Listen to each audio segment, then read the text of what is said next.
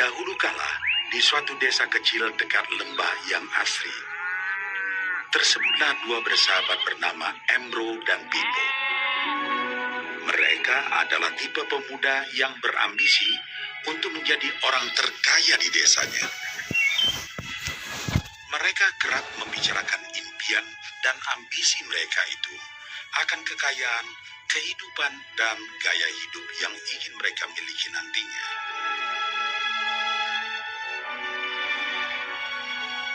Mereka tidak takut untuk bekerja keras, hanya saja mereka masih belum mendapatkan kesempatan untuk dapat mewujudkan cita-cita mereka. Tanpa putus asa, mereka terus mencari dan mencoba gagasan-gagasan baru untuk mendapatkan kesempatan tersebut.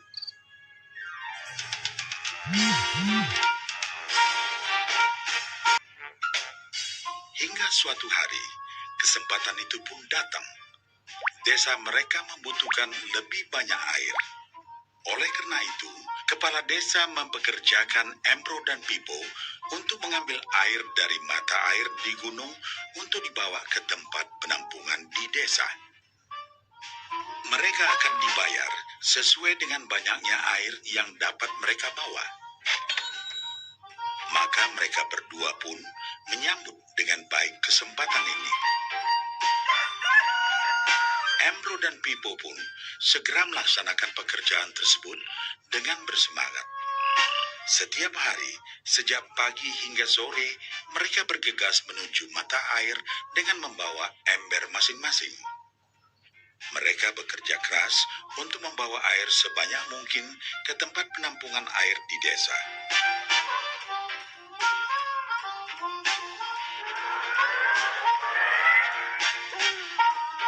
Menjelang sore hari, mereka pun pulang dengan membawa upah dari hasil jerih payah mereka hari itu. Embro merasa puas sekali dengan pekerjaannya itu dan besarnya upah yang ia dapatkan. Dia yakin bahwa dengan pekerjaannya ini, ia bisa segera mewujudkan cita-citanya. Bahkan untuk menambah penghasilannya, Embro membuat ember yang lebih besar agar dapat lebih banyak membawa air. Embro yakin dengan penghasilannya sebesar itu, tak lama lagi ia bisa segera membeli sapi dan memiliki gubuk baru yang ia idam-idamkan.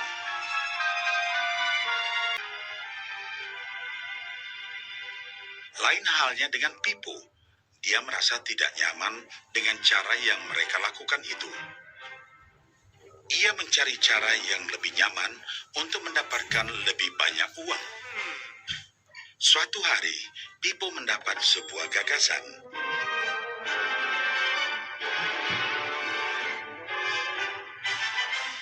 Ia berniat membangun sebuah saluran pipa yang akan mengalirkan air dari mata air langsung ke tempat penampungan air di desa. Dengan saluran pipa tersebut, ia akan mendapat lebih banyak air tanpa perlu lagi membawa ember ke mata air. Ia sangat antusias dengan gagasannya ini. Pipo pun mulai menceritakan gagasannya ini kepada Embro dan mengajaknya bekerja sama. Tetapi Embro tidak sependapat. Ia bahkan mentertawakan gagasan Pipo tersebut karena merasa dirinya mampu mendapatkan lebih banyak uang. Embro pun lebih sering lagi mengambil air dengan ember dan bahkan menggunakan ember yang lebih besar agar dapat membawa lebih banyak air ke desanya. Dengan cara ini, Embro yakin penghasilannya akan meningkat.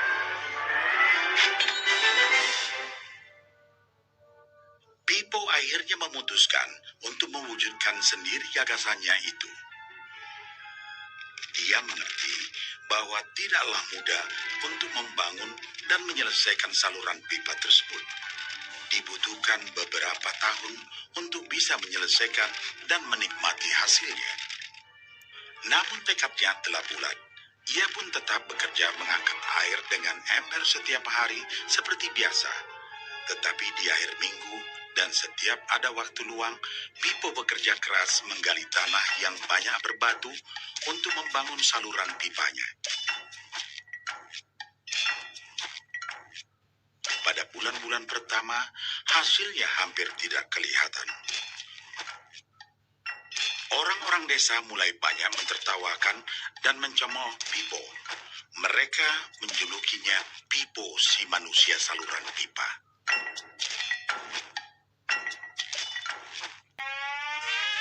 Sementara itu, penghasilan Embro telah meningkat 2 kali lipat. Ia sudah berhasil membeli sapi dan memiliki gubuk baru yang lebih besar. Gaya hidupnya pun sudah mulai berubah.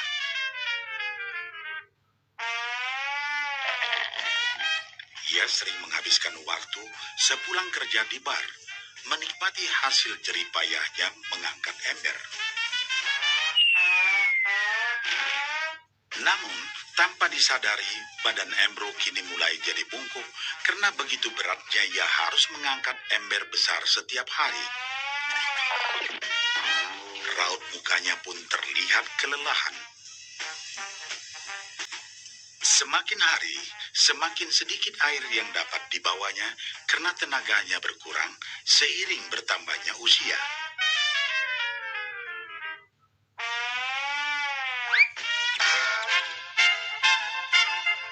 Bulan berganti bulan, tahun berganti tahun. Dan akhirnya, Pipo berhasil menyelesaikan saluran pipanya.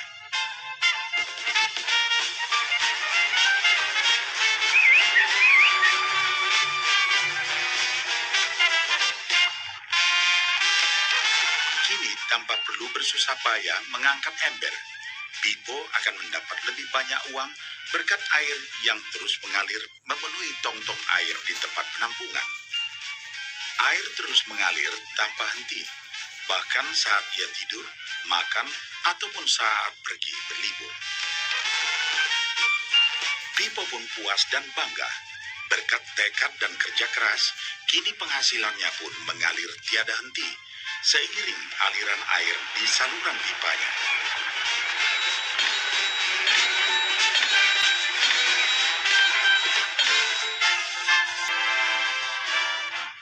Setelah melihat cerita Embro dan Pipo, kita sadari bahwa cerita mereka menggambarkan kehidupan kita.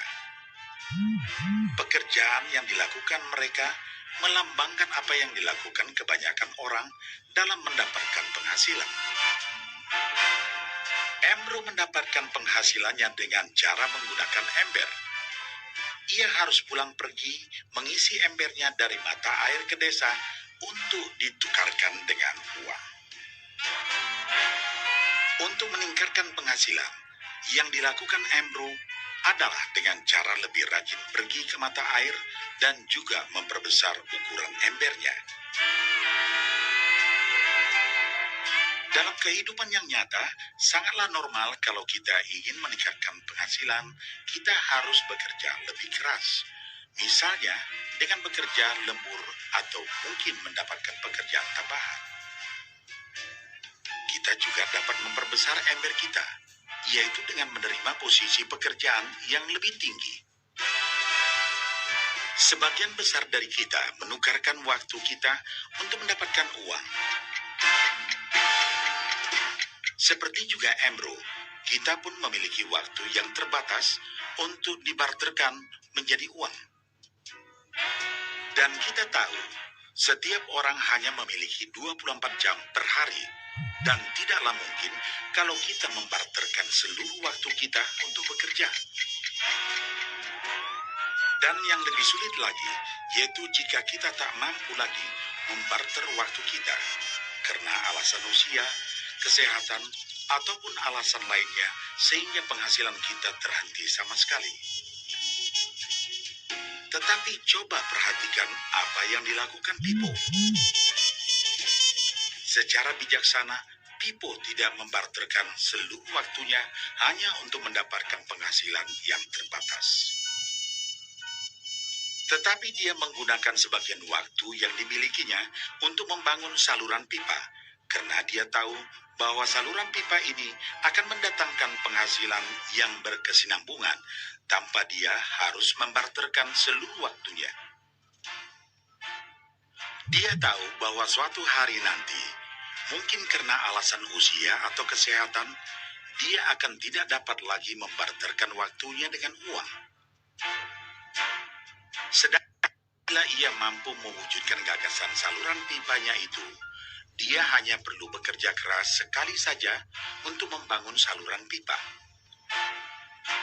Setelah saluran pipa selesai, maka penghasilan akan terus mengalir bagi Pipo. Pipo telah menunjukkan kepada kita bahwa untuk mendapatkan penghasilan, kita tidak selalu harus dengan cara barter waktu dengan uang. Ada cara lain yang lebih baik. Bagaimana dengan Anda?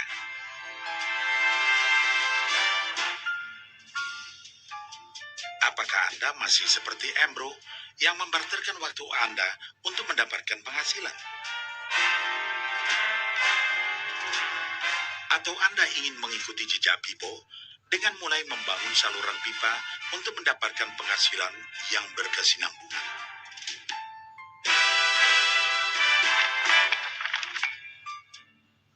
Jika Anda tertarik dengan gagasan saluran pipa, hubungi orang yang meminjamkan VCD ini agar Anda dapat segera mulai membangun saluran pipa penghasilan Anda saat ini juga.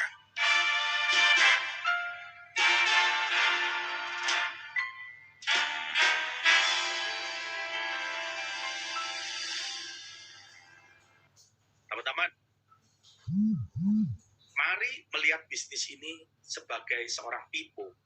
Teman-teman boleh jualan asuransi karena itu memberikan komisi yang cukup banyak. Tapi jangan lupa membangun saluran pipa karena tidak selamanya teman-teman bisa jadi seperti Embro, ya, yang mengangkat ember air. Ada keterbatasan karena teman-teman tentu memikirkan someday mau kasih legacy berupa grup bisnis yang besar, bukan memberikan warisan klaim dari ribuan klien, ya. Tetapi selling tetap penting, ya. Mari lihat pattern bisnis yang saya mau share kepada teman-teman semua dengan baik. Kosongkan gelas teman-teman semua, ya. Buka pikiran untuk melihat bahwa inilah sebuah cara membangun super distribution channel bersama MRT. Nah, ini adalah basic pattern-nya. Ingat ya teman-teman, sukses itu bukanlah sebuah kebetulan. Kalau namanya kebetulan, teman-teman tidak bisa mengulanginya. Kebetulan tidak terjadi berulang-ulang. Sukses itu memiliki pola, dan inilah pola sukses yang saya kembangkan di MRT, dan tahun 2020 proven kepada beberapa orang yang benar-benar melakukannya. Tentu saja kita tidak bisa menghakimi teman-teman yang tidak melakukan. Kita lihat ya, bagaimana sih seharusnya membangun bisnis ini bersama dengan MRT, ya. Sebutlah teman-teman saat ini start join sebagai agent, ya. Sebagai seorang agent, namanya katakanlah Andi, ya. Andi mempunyai responsibility, mempunyai kewajiban untuk closing 8 klien dengan premi 2 juta per bulan. Ya, ingat kata-kata yang paling gampang, angka yang paling mudah adalah 8 klien dalam waktu setahun ini, 2021. 8 klien ini, kalau teman-teman mau chunking down, mau kecilin, fokus semester pertama, Januari sampai Juni, 4 klien saja. 4 klien saja. Oke? Syarat kedua adalah, kalau teman-teman mau sukses membangun jaringan distribusi, pasti teman-teman perlu mengajak partner bisnis. Ingat, di MRT kita hapus kata-kata merekrut. Kalau merekrut itu namanya cari karyawan, cari anak buah. Dan punya kecenderungan untuk ajak orang-orang yang dengan level di bawah kita. Seakan-akan itu anak buah kita. Itu pemikiran yang salah, teman-teman. Ajak partner bisnis. Maka Andi share opportunity ini kepada Bernadette. Katakanlah B adalah Bernadette. Dan Bernadette tentunya orang yang bisa menangkap konsep yang akan saya share berikut ini. Ya, saya adalah leadernya Andi, maka saya bilang sama Andi, arrange pertemuan segera dengan Bernadette. Saya mau cerita tentang ide ini, dan saya akan bantu kamu Andi untuk mulai membangun your super distribution channel, your super distribution business channel with MRT. Kalau Bernadette adalah orang yang tepat, dan sekali lagi bisnis ini adalah bisnis membangun jaringan distribusi, bukan sekedar jualan asuransi, tetapi membangun jaringan distribusi. Maka Bernadette saya support pula, karena dia punya komitmen untuk promosi menjadi leader, atau saya sebut business unit. Maka Bernadette mulai range pertemuan saya dengan Chandra yang dianggap punya potensi dan mau menjalankan. Jika masing-masing ini setia dengan tanggung jawab masing-masing, which is tanggung jawab itu ada 8 klien dan 1 partner yang duplikasi, maka di akhir tahun omset grupnya adalah 150 juta API. 150 juta API untuk masing-masing. Sehingga in total adalah 450 juta. Itu lebih daripada cukup untuk syarat Andi dan Bernadette promosi menjadi Associate Agency Director.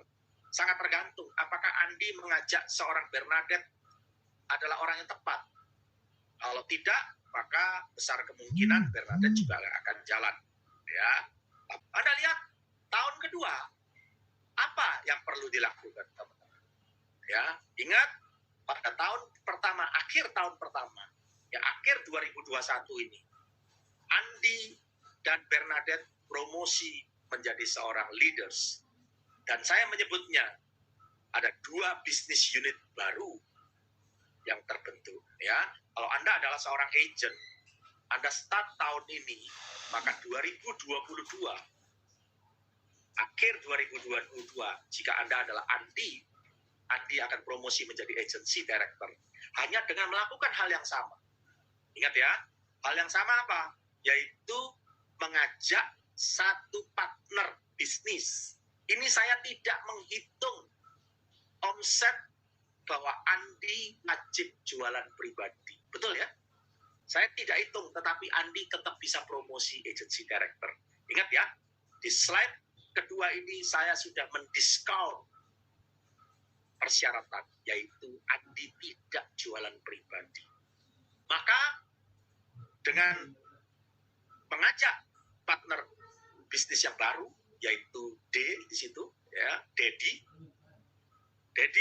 komit untuk setahun 8 klien. Tugas Andi adalah mensupervisi dan memastikan sekarang adalah Dedi mengajak Edi, misalnya ya.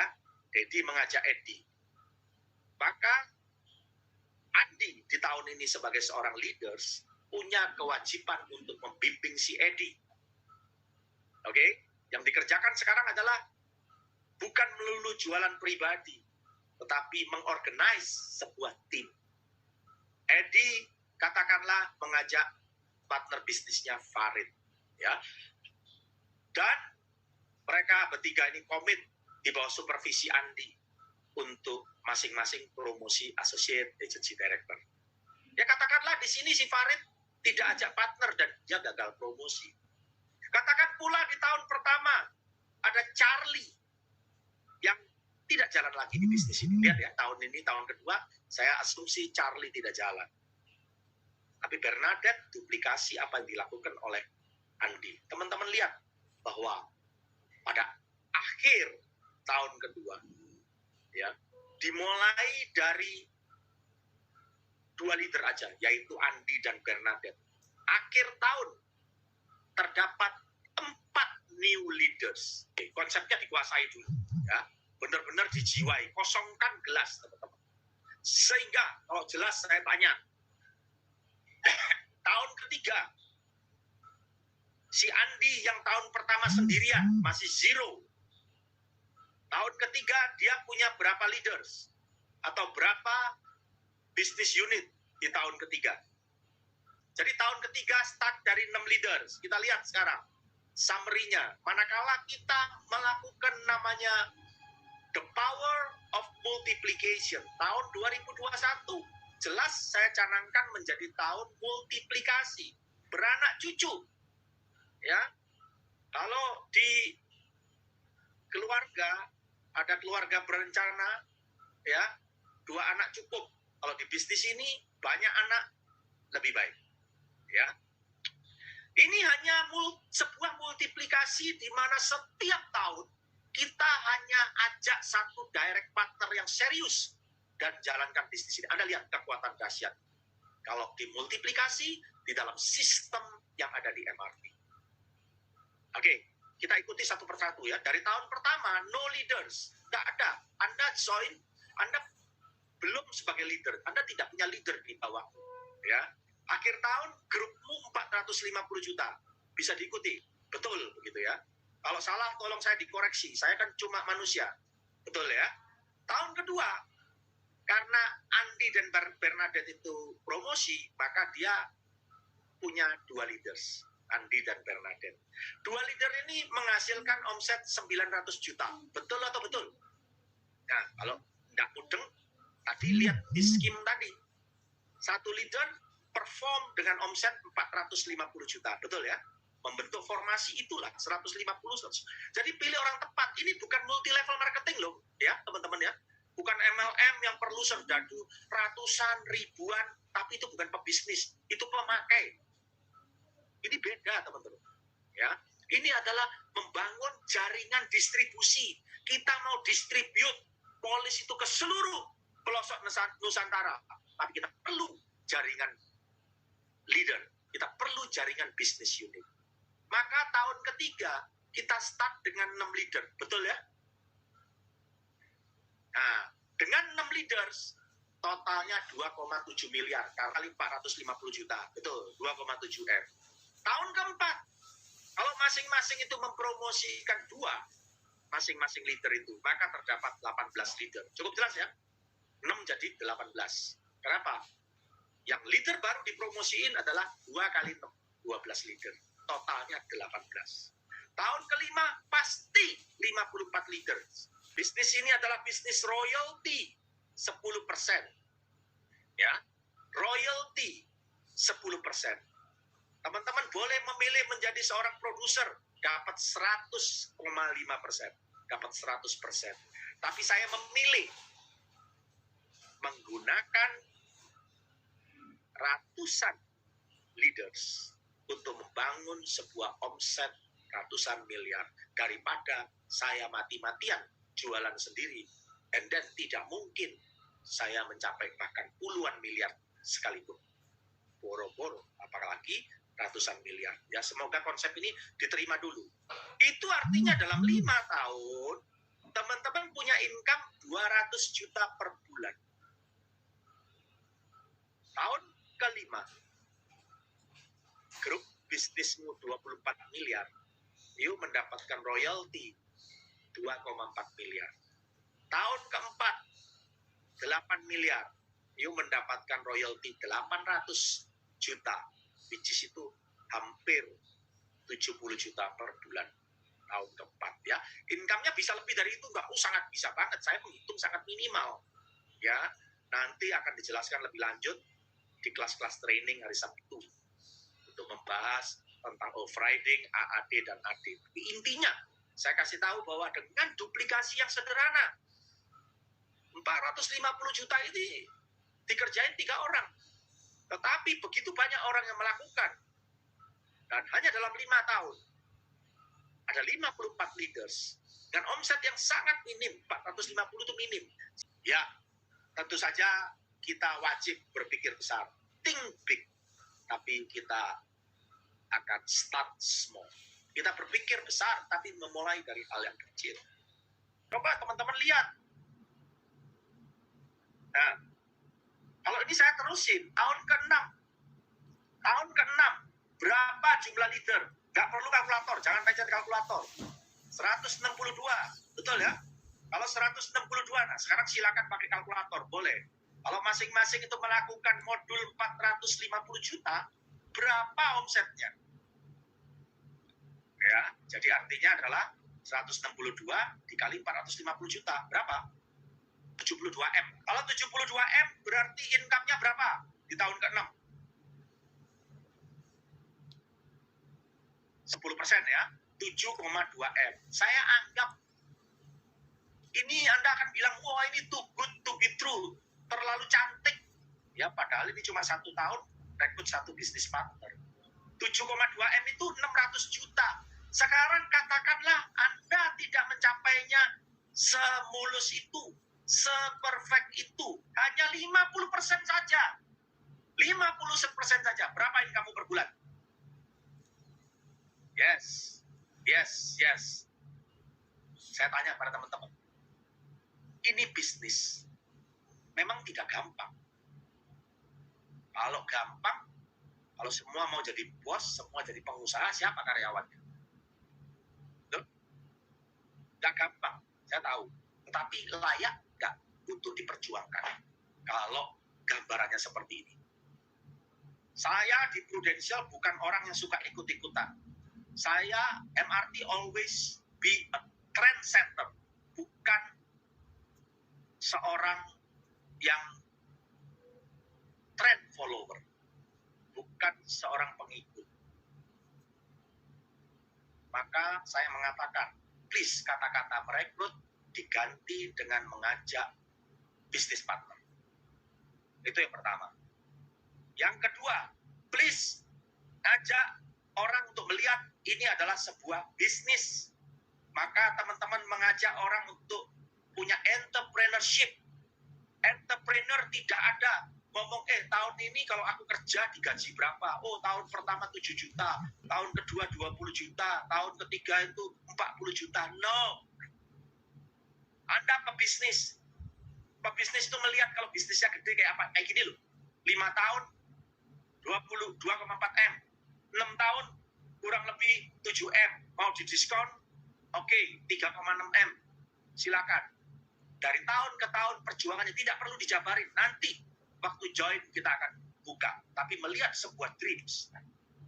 Anda buka usaha, nggak akan meributkan income dari bulan ke bulan. Yang cari income itu adalah pegawai. Pengusaha tidak. Pengusaha itu cari profit, cari growth, cari pertumbuhan. Ya. Pesan saya adalah think big and start small.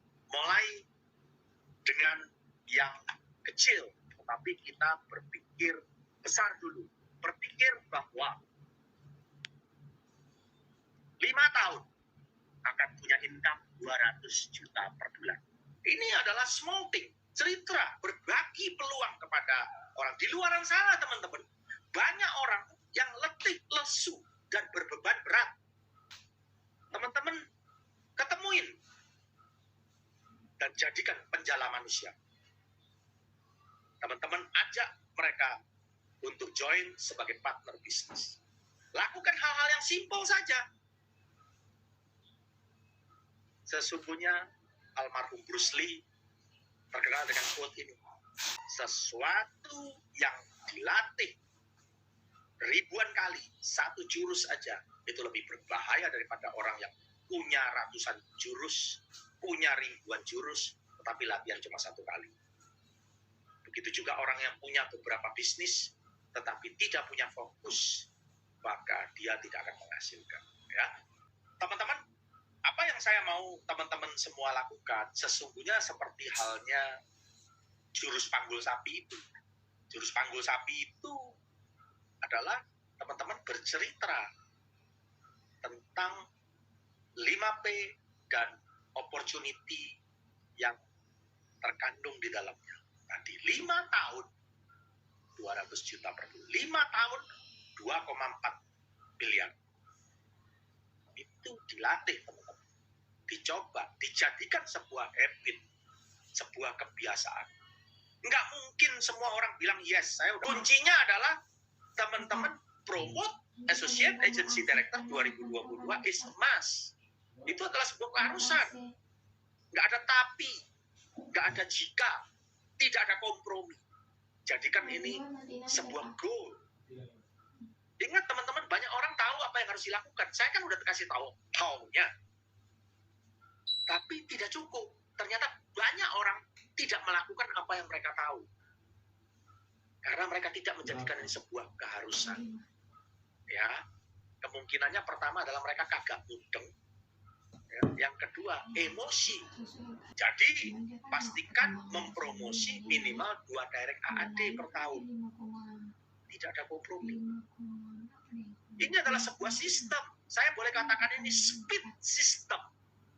Uang itu suka dengan yang namanya kecepatan, suka dengan speed. Semakin cepat kita meraih sesuatu yang kita impikan, maka semakin banyak waktu buat kita untuk menikmati kesuksesan itu. Kalau enggak, teman-teman sukses juga, tapi perlu waktu yang lama. Lah waktu untuk menikmatinya kan jadi pendek. Ya, jadi ingat speed system dari MRT. Teman-teman, kalau Anda presentasi, kemudian ditolak, presentasi 5 presentasi ditolak, jangan menyerah. Ya, kalau teman-teman anggap itu sebuah kegagalan, saya sih tidak anggap itu sebagai kegagalan. Kalau teman-teman anggap sebagai kegagalan, saya tetap pesan, never give up. Jangan menyerah. Ini adalah soal bilangan besar, hukum bilangan besar. Yuk, presentasi 5 orang calon bisnis partner, mungkin 5-5-nya nolak, bisa aja. Tapi ada yang presentasi 5 orang, 3 orang join juga ada. Ya, itu hal yang biasa aja. Lakukan terus. Tapi saya pastikan, kalau you sudah presentasi 50 orang, tidak mungkin 15 pun tidak join sebagai partner bisnismu. 15 yang join sebagai partner bisnismu, memang tidak semuanya menjalankan. Bisa aja hasilnya hanya 2 orang yang promote sebagai associate agency director. Bisa pula 5 atau 10. We never know. Kita nggak pernah tahu. Tapi yang paling penting, if you fail, never give up. Because fail means first attempt in learning. Karena fail, yang orang bilang kegagalan, itu adalah upaya pertama dalam sebuah pembelajaran. Namanya belajar. Ya wajar dong dapat penolakan. Bayi belajar jalan aja, yuk lihat prosesnya. Jatuh, bolak-balik, ya, tapi dia tidak pernah ngambek. Dia terus berusaha untuk berdiri. Nah, terakhir yang saya mau share kepada teman-teman adalah apa yang menjadi 525 rules dari Warren Buffett. Ya. Ini adalah terkait dengan sebuah ultimate success and maximum productivity. Ya, suatu hari Buffett pernah ditanya tentang bagaimana dia biasa sukses, ya. Kalau nggak salah ceritanya saya lupa ini.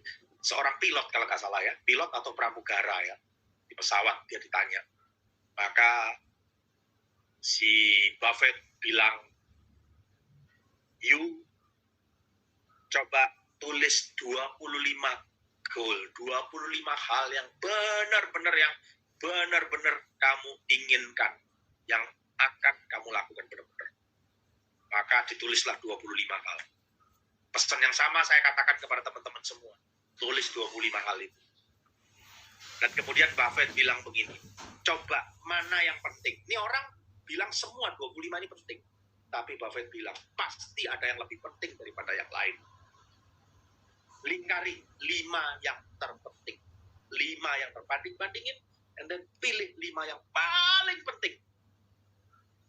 Dengan berat hati setelah ditimbang-timbang, orang ini melingkari 5 hal. Begitu juga teman-teman. Lingkari 5 hal. Selanjutnya, Warren Buffett bilang, lupakan yang 20. Gak usah diingat-ingat. Luar biasa. Artinya apa? Kita sih kepingin banyak hal. Ya. Kepingin sukses di bisnis, kepingin sukses tokonya juga rame, ya toh. Kemudian, wah, sehingga fokusnya itu tidak utuh gitu ya. Tapi kita fokus kepada 5 hal, dan 5 hal ini kita lakukan dengan benar-benar. Mulai 2021 ini, saya percaya sukses besar menanti teman-teman semua.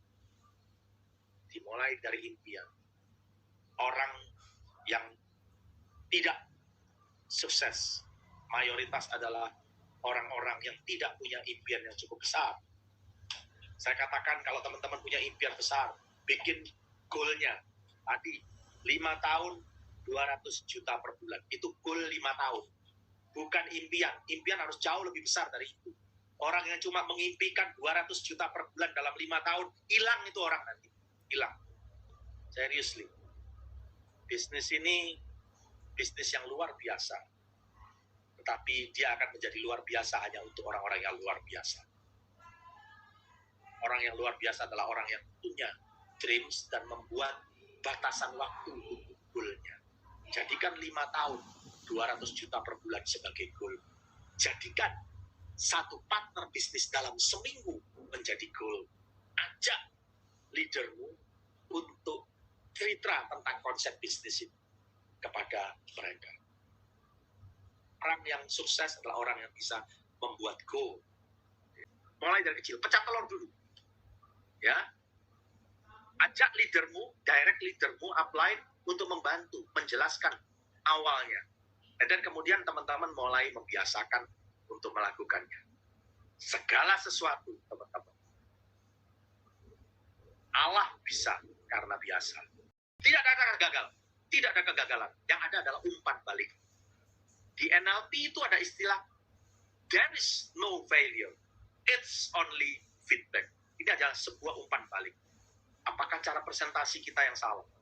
Apakah kita ketemu orang yang salah? Atau kita melakukannya terlalu jarang? Leader bisa kasih arahan. Dan kalau kita ubah caranya, kita ubah strateginya, kita ubah cara pendekatannya, tetapi dengan tujuan yang sama, saya meyakini tujuan itu akan tercapai. Dengan dua hal yang penting. Dua hal itu adalah your belief and your value. Keyakinan-keyakinan apa yang ada di benak? Anda melihat 5 tahun, kalau dulu saya cerita ini, karena saya belum alami, teman-teman pasti ngomong, buktinya apa? Itu kan teori. Tapi hari ini, masa sih dengan ratusan leader saya, dan hampir 200 diantaranya sudah bertitle agency director, teman-teman masih bertanya kayak gitu? Tidakkah teman-teman menjadi lebih yakin? Yang repot sekarang ini, teman-teman yakin sama bisnisnya. Teman-teman yakin bahwa itu bisa diwujudkan, tapi teman-teman tidak yakin sama diri sendiri. Sesi konsultasi. Yang kedua adalah value. Miliki strong why. Mengapa teman-teman melakukan? Saya percaya itu akan menjadi sebuah ultimate success formula yang mengantar teman-teman untuk meraih kesuksesan terbesar.